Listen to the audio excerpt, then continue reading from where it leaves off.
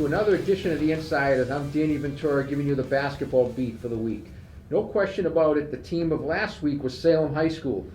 Knock off Danvers 41-38, and then one night later, not resting on their laurels, take care of Lynn English 74-69. Looking at some of the heroes there in the Danvers win, Jamie Dominguez 11 points. You had Brian Martinez Rodriguez and David Kazadi with 10 each. Following night, those two guys were outstanding, as along with Rashad Keys, who had 19 points, 13 rebounds. Over in the Catholic Conference, Catholic Memorial made a statement last week in impressive style, beating St. John's Prep 79-65 and BC High 87-64. Amani Santos was outstanding against St. John's Prep, 19 points, 13 assists, and sophomore Brandon Twitty came off the bench to drop 34 on BC High. No surprise there. In a JV game a year ago, he had 48. Over on the girls' side, it's not the state tournament, but has the city ever had a better day than they did last Sunday? Fenway, Division IV, two-time defending state champion, knocks off Westford Academy 49-47. Takora McIntyre, that's a name to keep an eye on, a sophomore guard, 19 points, including a couple of pressure free throws down the stretch. New Mission came up on the short end of the stick on that in the MLK Invitational against St. Mary's, but they certainly proved that they're a team that if anyone could beat Fenway in Division IV, keep an eye on New Mission with their terrific backcourt of Deandra Humphreys, and Gisela Lara Suente. The two of them combined for 36 points in a 63-51 loss to St. Mary's, who may be the favorite in Division III. We're going to wrap it up. If you want to go see a good girls basketball game Friday night, Watertown hosts undefeated Woburn.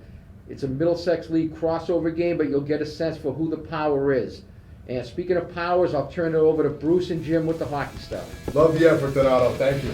Bruce Lurch, Jim Clark here, bringing you the hockey news from this past week. And Jim, we got a team making waves down in Division III here that people ought to start taking a look at, huh? Yeah, I don't think we've ever considered the Division III team as a contender for the Super 8. But you look at Watertown, 7-1-3 record, big wins against Winchester and Burlington, making some waves in the Middlesex League. And I think you really have to put a team like them in a conversation. I mean, who knows?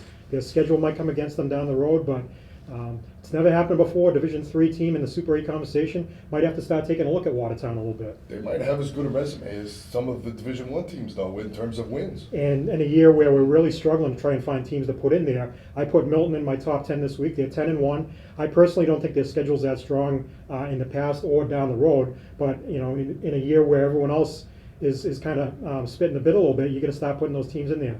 Milton I have up there. Beverly, a Division II team that's 11-0-1, another similar situation. Their schedule might come against them, but you kind of have to take a look at them a little bit. At some point, you're going to have to look at wins or wins, and if nobody has the resume, you're going to start tripping down. I like it. Some good action maybe here with some of these lower division teams.